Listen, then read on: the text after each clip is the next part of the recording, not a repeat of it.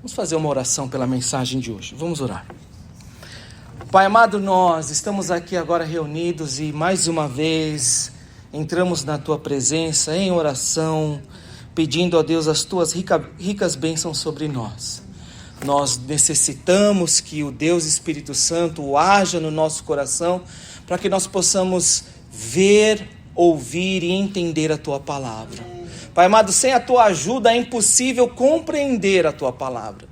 Se o Teu Espírito não agir em nós, se o Teu Espírito não nos convencer do pecado, se o Seu Espírito Santo não trazer a convicção da justiça de Deus nos nossos corações, é impossível nós nascermos de novo. É impossível nós sermos transformados pela Tua palavra. É por isso que agora, ó Deus, nós suplicamos que o Senhor haja no nosso coração, trazendo, ó Deus, real transformação nas nossas vidas. Transforma a nossa mente, transforma os nossos corações, transforma o nosso agir de tal maneira que em todas as coisas o Teu nome seja glorificado. Remove o eu da nossa vida e entroniza, ó Deus, o Senhor Jesus em nossos corações, para que o nosso viver já não seja mais o nosso eu, mas Cristo vivendo em cada um de nós. É o que pedimos em nome de Jesus. Amém e graças a Deus. Vamos abrir as nossas Bíblias, então, em Efésios capítulo 4. E nós vamos ler do versículo 20 ao versículo 24. E hoje nós vamos falar de reprodução. Nós temos falado de vitalidade e nessa série de mensagens sobre vitalidade a gente tem seguido o ciclo da vida, nascimento.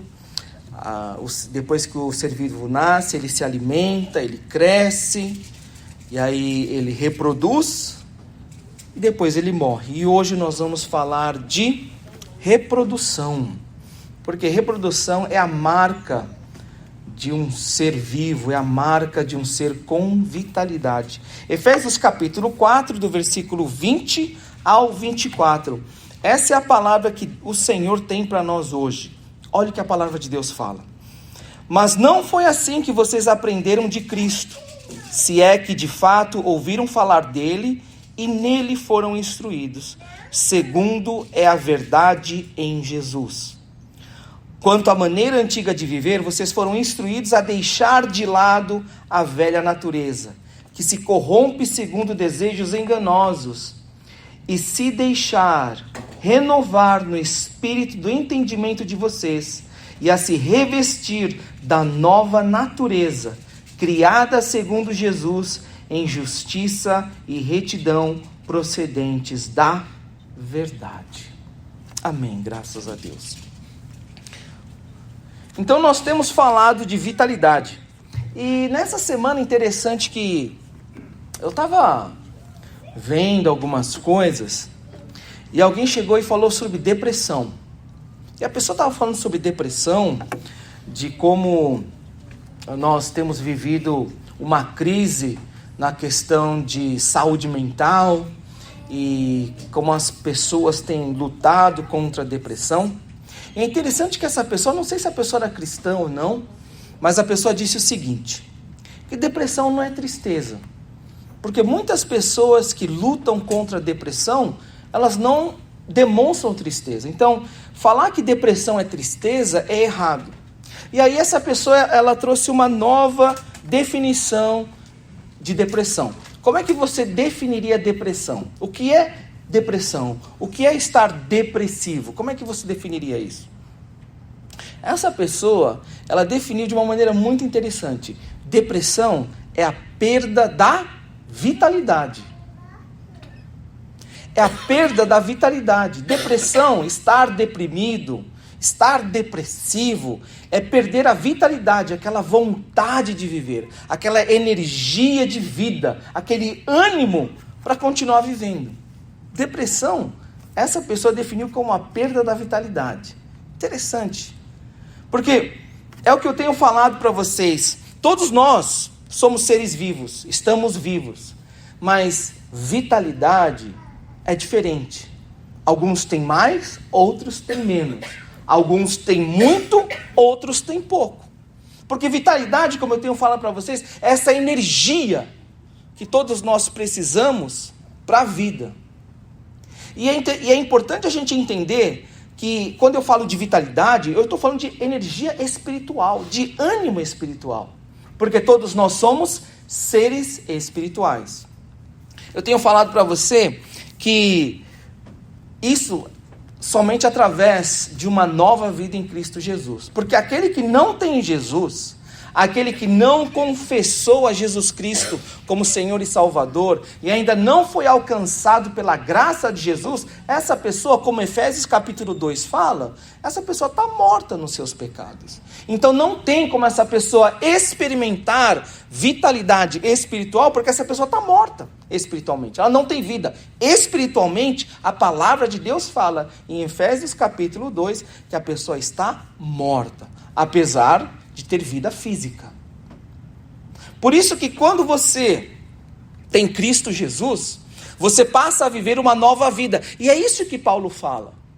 É interessante que em Efésios, e eu amo a carta de Paulo aos Efésios, porque para mim é um dos meus livros favoritos da Bíblia.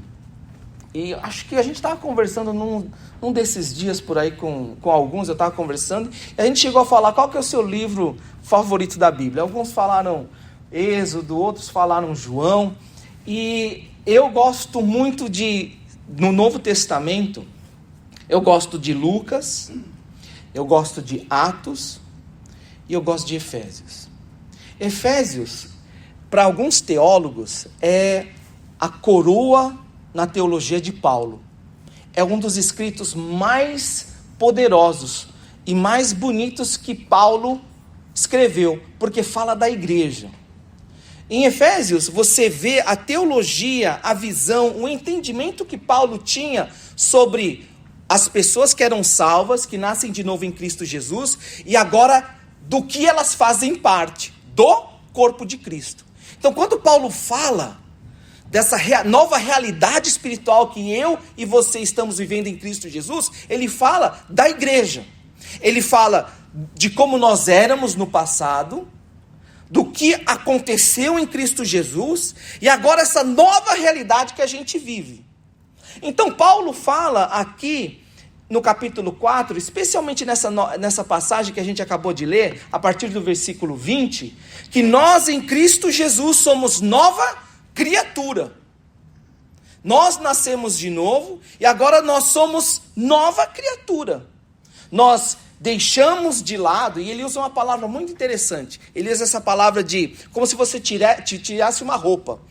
Você se despe desse velho homem, dessa velha criatura, e agora você veste essa nova criatura, criada à imagem e semelhança de Cristo Jesus. Uma nova vida. Eu e você, a partir do momento que nós confessamos e declaramos que Jesus Cristo é o nosso Senhor e Salvador, a partir daquele momento, pela fé e através da ação do Deus Espírito Santo na nossa vida, nós somos feitos nova criatura. Amém. E é interessante, se você pensar sobre nova criação e você começar a estudar a Bíblia toda, lá em Gênesis capítulo 1, quando Deus criou todas as coisas, Deus fez uma coisa muito interessante. Deus criou a luz, Deus criou todas as coisas, e Deus foi criando. E aí chegou numa parte, quando Deus estava acabando a criação, e Ele começou a criar os seres vivos. Mas é quando Ele cria os seres vivos, os animais, Ele fala uma coisa muito interessante. Ele fala o quê?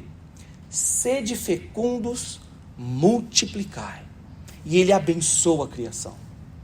E não são apenas os animais, as plantas, que têm a capacidade de ter vida e gerar vida, e Deus abençoa isso, essa capacidade de reproduzir, mas é também Deus, quando Ele cria o homem e a mulher, a palavra de Deus fala que Deus declara, sede fecundos, multiplicai, e Deus abençoa. Por quê?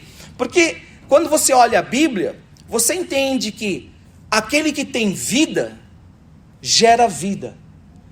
E isso é tão natural e tão perfeito na mente e no coração de Deus, que Ele abençoa. Ele não chegou e quando Ele criou a luz, por melhor e maravilhosa e benéfica tão fosse a luz, ele não abençoa a luz. E ele não declara para a luz, seja fecunda, multiplique. Por quê? Porque a luz não tem vida. E porque a luz não tem vida, ela não pode multiplicar, não pode reproduzir. Ela não gera vida. Mas quando chegou nos seres vivos, na planta, nos animais, e principalmente no homem e na mulher, porque eles tinham vida, Deus os abençoou e deu a capacidade de gerarem vida. Quando você tem vida, você gera vida.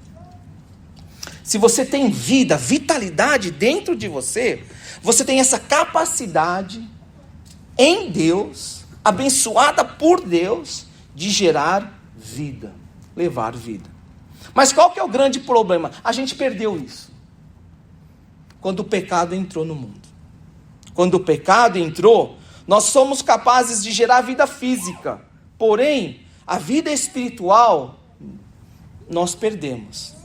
Mas isso tudo foi restaurado em Cristo Jesus.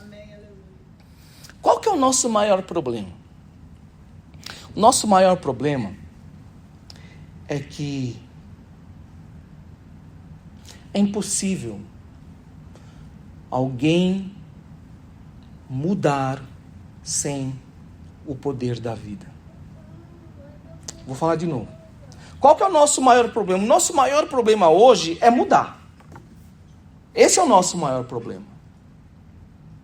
O nosso maior problema hoje, o maior problema do cristianismo, o maior problema de todas as igrejas é gerar mudança. Por quê? Porque gerar mudança é gerar vida, nova vida. Por quê? Porque mudança, o que é? Era aquele velho homem, aquela velha criatura com aquele velho hábito sendo gerado de novo, nascendo de novo e abandonando aquele velho hábito. O hábito daquela velha criatura.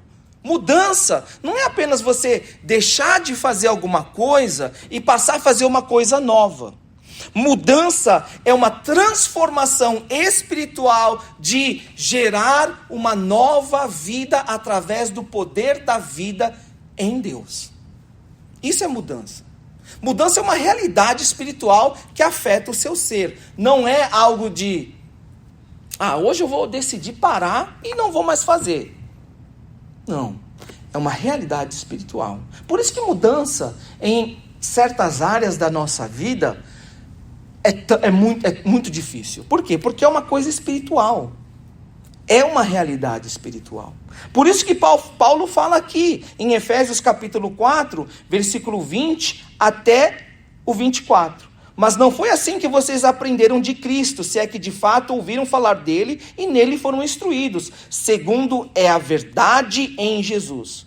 Quanto à maneira antiga de viver, vocês foram instruídos a deixar de lado a velha natureza, que se corrompe segundo desejos enganosos, a se deixar renovar, ser feito de novo, no espírito do entendimento de vocês, e se revestir da nova natureza. E olha que palavra interessante, criada segundo Deus em justiça e retidão procedentes da verdade.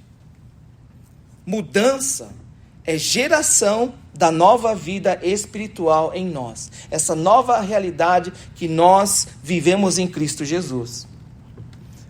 Porque hoje o cristianismo e as igrejas lutam para verem, experimentarem mudança. Infelizmente, porque a alimentação tem sido ruim. Porque o que acontece na nossa vida é resultado daquilo que nós nos alimentamos. E a gente falou isso em algumas mensagens passadas. Se você come mal, isso se reflete na sua vida. A sua alimentação, se você se alimenta só de coisa ruim, coisa que não faz bem para a sua saúde, isso vai se manifestar de alguma maneira na sua vida. Não existe má alimentação, vida saudável. Essa equação não existe. Se você quer vitalidade na sua vida, você deve se alimentar bem.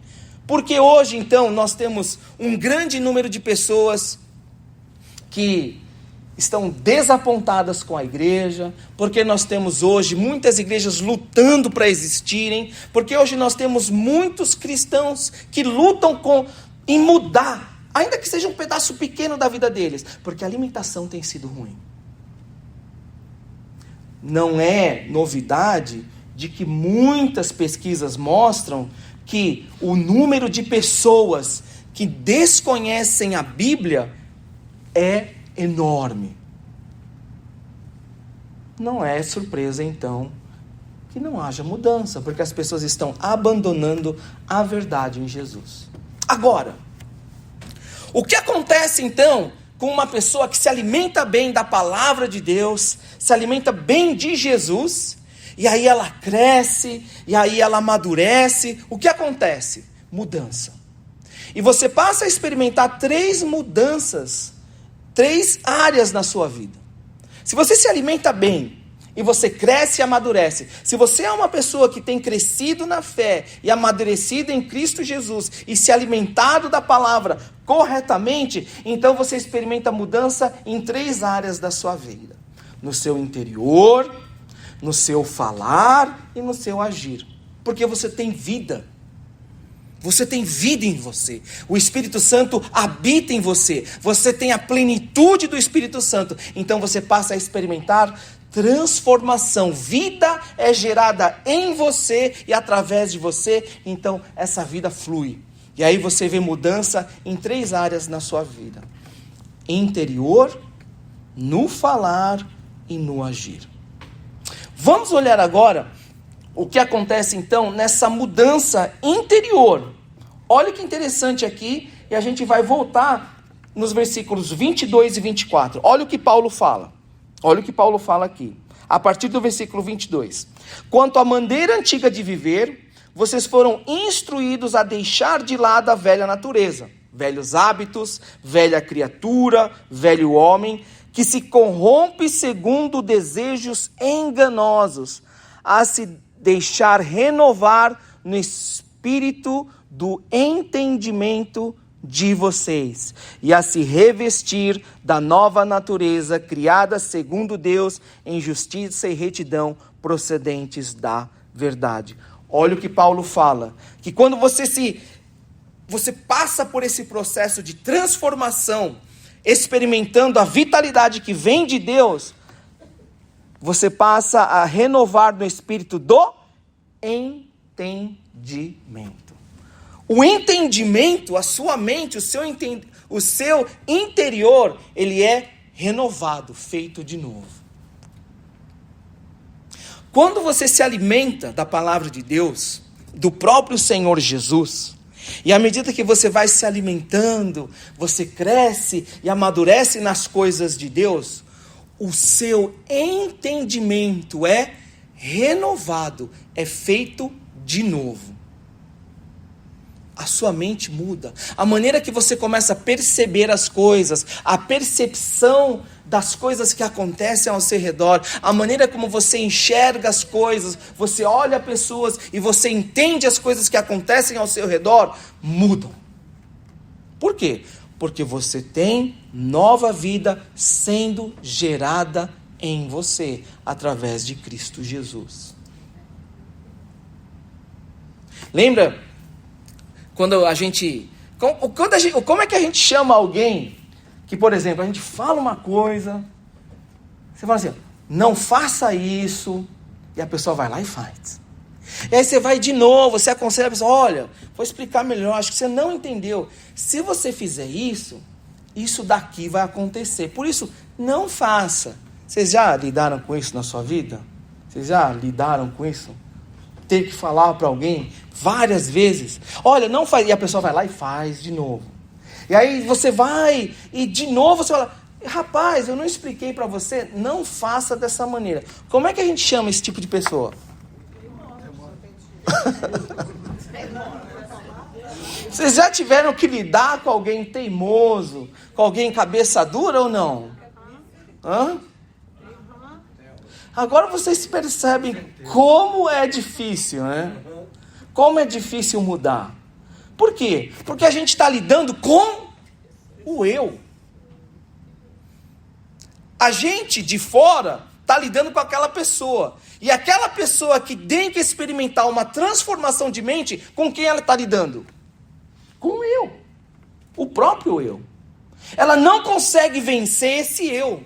Ainda que outra pessoa esteja falando, ainda que outra pessoa esteja explicando. Por quê? Porque aquele que não conseguiu nascer de novo, ainda está sendo corrompido pela velha criatura. Não tem poder.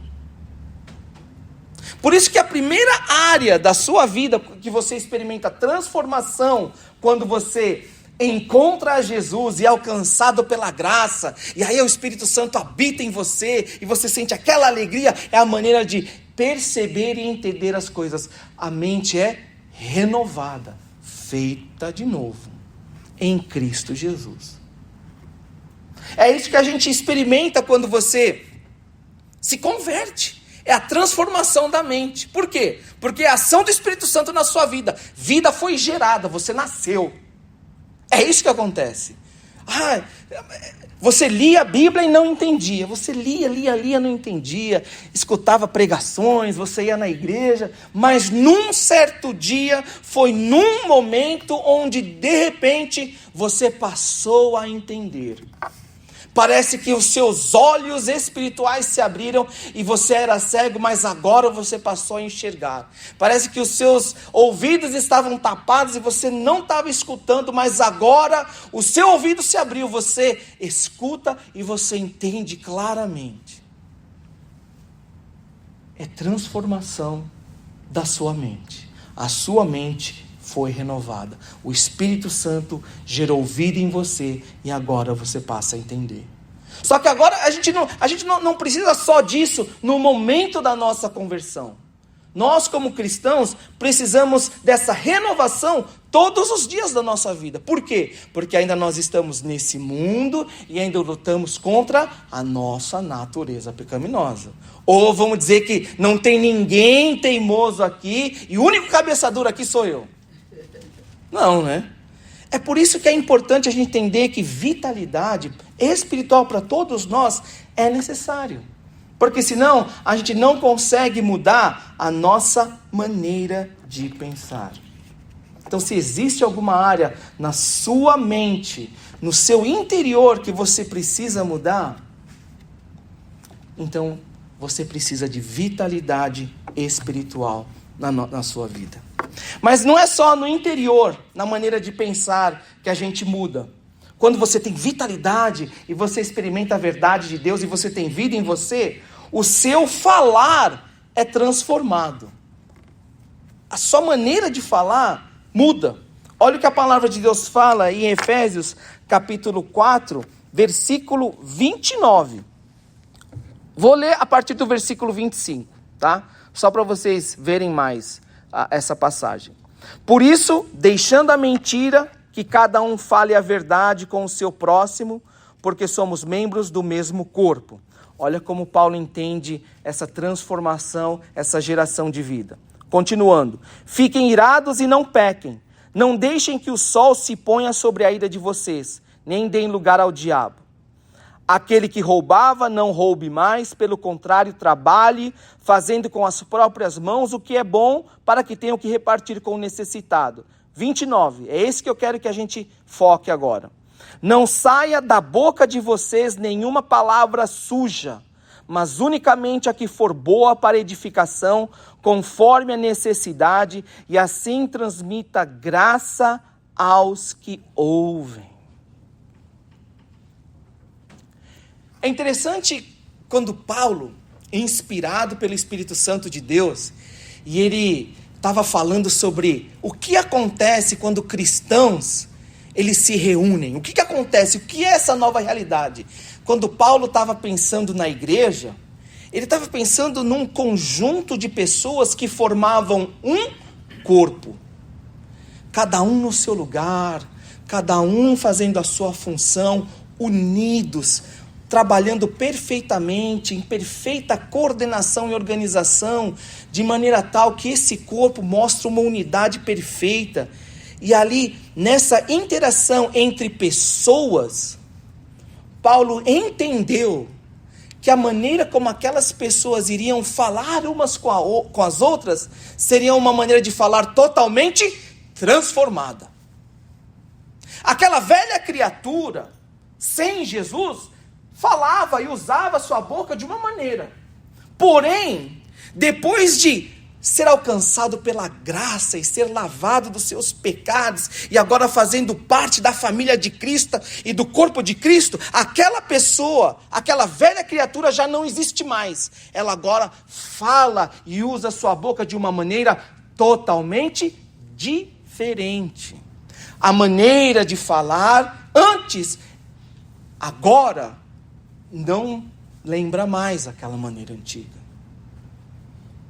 Interessante que Paulo, ele fala assim, voltando para o versículo 29, e ele é contundente aqui: não saia da boca de vocês.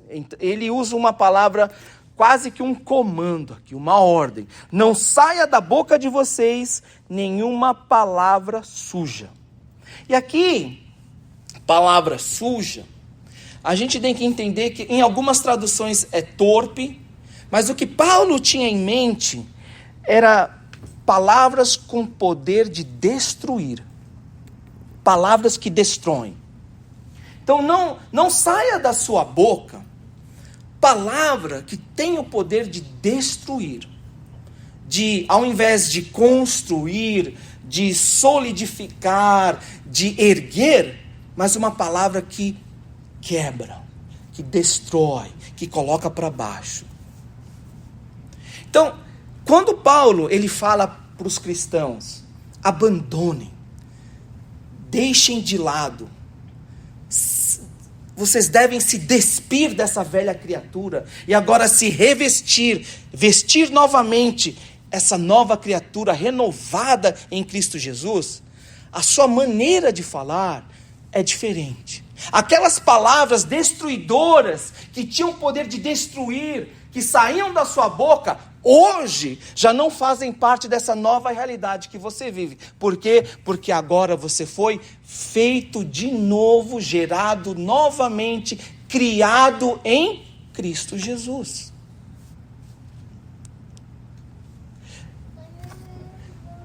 Vocês já tiveram oportunidade de falar, de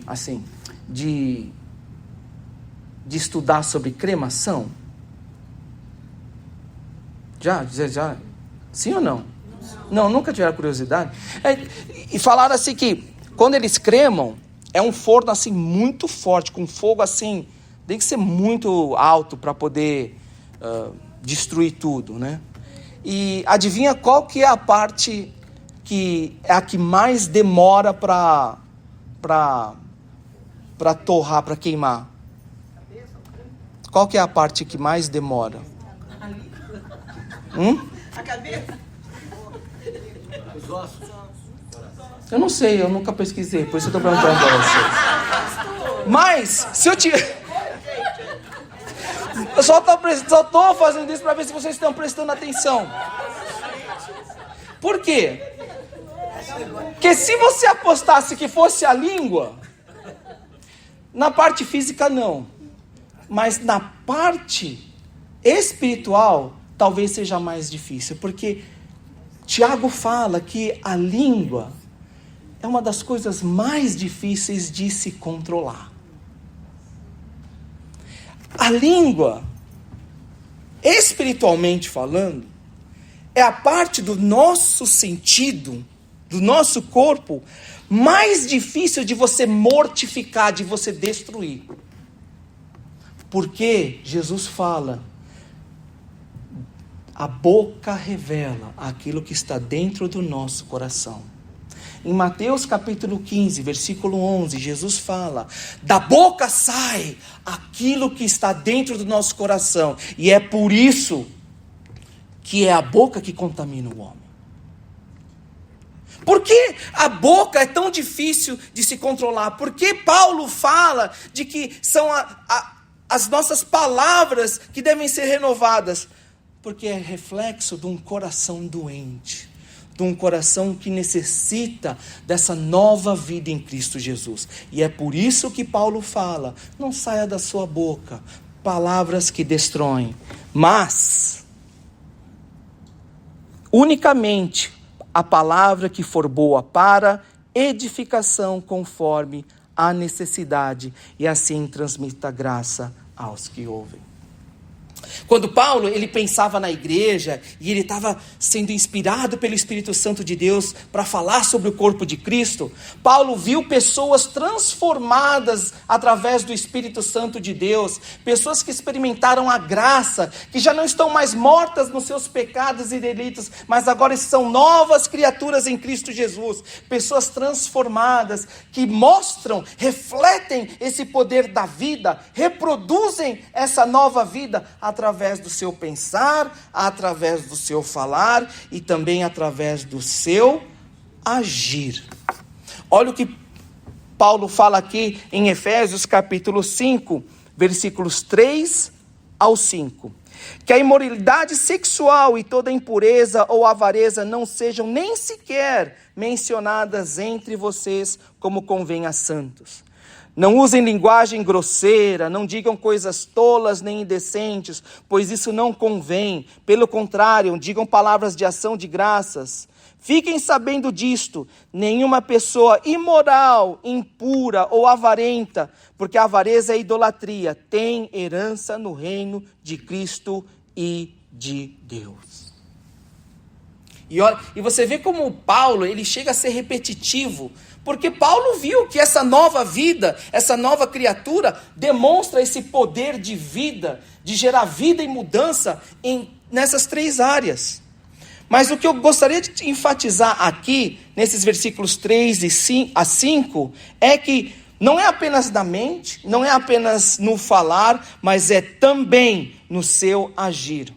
Que a imoralidade sexual e toda impureza ou avareza não sejam nem sequer mencionadas entre vocês, como convém a santos. A gente tem que lembrar que Éfeso ficava numa cidade muito urbana. Para a época era uma cidade muito importante, uma cidade estratégica, uma cidade rica. E era uma cidade que tinha uma diversidade muito grande, porque muitas pessoas viajavam de todos os lugares para vir para Éfeso e ganhar dinheiro. Elas vinham por causa do comércio, e o comércio atraía novas pessoas atraíam comércio. Então Éfeso era uma cidade muito dinâmica. E era dinâmica também porque atraía muita gente por causa do templo dedicado a Diana, a deusa Diana. E esse templo que existia em Éfeso, dedicado a essa deusa Diana, era muito famoso porque lá existiam as prostitutas cultuais. As pessoas da época entendiam que se você se prostituísse, aquilo era uma forma de se cultuar a deusa Diana. Então a cidade de Éfeso era muito famosa, não apenas pelo comércio, não apenas pela diversidade, o dinheiro que se fazia ali, mas também por causa da impureza, da imoralidade sexual. E as pessoas pensavam que aquilo era culto à deusa Diana. Então você pensa um pouco no ambiente daquela cidade. Como era duro para as pessoas que uma vez viviam nessa velha vida, viviam nesse padrão de vida, e agora ela conhecia Jesus Cristo e agora é uma nova vida. Paulo não chega e fala assim, olha, eu sei que lutar contra o pecado é difícil, mas olha, todos nós somos pecadores, olha, vê se dá para, vai largando aos poucos, eu sei que é difícil, não. Ainda que eles vivessem no meio de tanta imoralidade, seja ela sexual, seja ela financeira ou qualquer que seja, Paulo fala, olha o que ele fala em Efésios capítulo 5, versículo 3, que a imoralidade sexual e toda impureza ou avareza não sejam nem sequer mencionada entre vocês, como convém a santos. Ainda que aquela cidade, o grupo de pessoas, as famílias fossem corrompidas pelo dinheiro e pela imoralidade sexual, Paulo jamais fala assim, olha, vai tentando aí que Deus é com você. Não, Paulo fala que nenhum traço de impureza, imoralidade sexual e avareza sejam mencionados entre vocês. Por quê? Porque agora vocês são santos, separados. E porque agora você é separado, santo, dedicado a Deus, o seu modo de viver a sua vida deve ser totalmente diferente do que aquela velha criatura. Ah, mas eu vivi fazendo isso a minha vida toda. Ah, mas eu 30 anos da minha vida eu vivi fazendo isso e largar agora de uma vez? Paulo fala, porque agora você é nova criatura. Antes você estava morto nos seus delitos e pecados, mas agora em Cristo Jesus, por causa do Espírito Santo que habita em você, você agora é nova criatura. Então, aquilo que você vivia lá atrás, aquilo que você fazia lá atrás, não faça mais, porque agora você é santo. Qual é o significado da palavra santo? Santo não é aquela estátua que quando a gente vai na igreja católica, aquilo não é o santo. Santo é algo ou alguém que foi separado, dedicado para o serviço a Deus. Quando se fala que esse lugar é santo, a gente está querendo dizer que esse lugar é totalmente separado e dedicado para o serviço e a glória de Deus. Quando a gente fala que você, eu, nós somos santos, nós declaramos que nós fomos separados, lavados pelo sangue do Cordeiro e agora dedicados, criados novamente para o serviço e a glória de Deus. Então, não convém para mim e para você voltar àquela velha criatura. Convém para nós agora viver como santos. Amadas, quando a gente experimenta essa nova vida em Cristo Jesus, esse poder que nós recebemos através do Deus Espírito Santo é uma injeção de energia, é uma injeção de vida em nós, nova vida em Cristo Jesus. Quando nós temos essa vitalidade espiritual, nós temos a capacidade em Cristo de mudar, deixar aquela velha criatura e viver agora como uma nova criatura. Para com isso. Por quê? Vai dizer agora que você é perfeito. Vai dizer agora então que você, pastor, agora então não faz nada de errado. Que você não tem pecado na sua vida, que agora então, só porque aceitou Jesus, não faz nada de errado. Não, não é isso que eu quero dizer. Não é isso que eu quero dizer. O que eu estou querendo dizer é o seguinte: agora que nós temos essa nova vida em Cristo Jesus, não quer dizer que o pecado de uma hora para outra desaparece da nossa vida. Não, nós lutamos contra o pecado, porque afinal, como eu disse, enquanto nós vivemos nesse mundo, nós ainda lutamos contra a nossa natureza pecaminosa.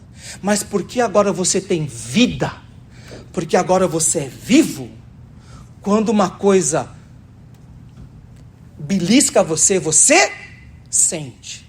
Se tiver um defunto aqui, eu chegar e dar um beliscão, aquele gostoso, ou chegar a dar uma bicuda, o corpo vai sentir, o morto vai sentir? Não, porque está morto. Agora, se você chegar e fizer qualquer coisa que agride o meu corpo, beliscar, chutar, dar um soco, o que vai acontecer? Eu vou sentir. Qualquer agressão que você fizer ao meu físico, porque eu estou vivo, você vai sentir. É a mesma coisa com relação ao pecado. Aquele que é vivo espiritualmente, aquele que é crente, aquele que nasceu de novo, quando ele peca, ele sente que, aquilo é uma agressão contra mim e contra Deus. Eu não devia ter feito isso. Eu caí de novo. E aí, você vai, se reconcilia com Deus, se arrepende, e aí você vai lutando contra essa natureza pecaminosa. E é essa a diferença.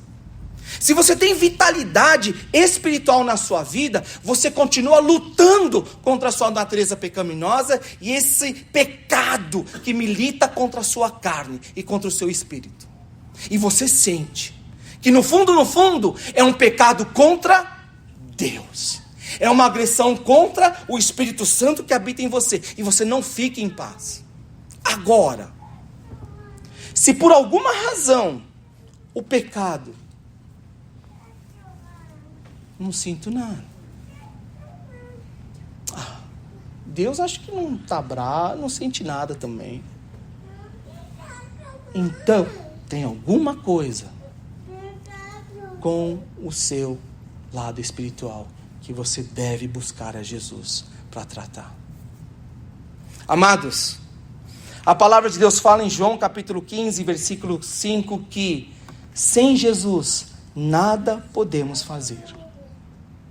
Então hoje, se você tem lutado contra o pecado, e hoje você percebe que o pecado tem agredido não apenas os seus relacionamentos, não apenas o seu coração, mas tem sido uma ofensa contra Deus, hoje é hora de se reconciliar com o Senhor.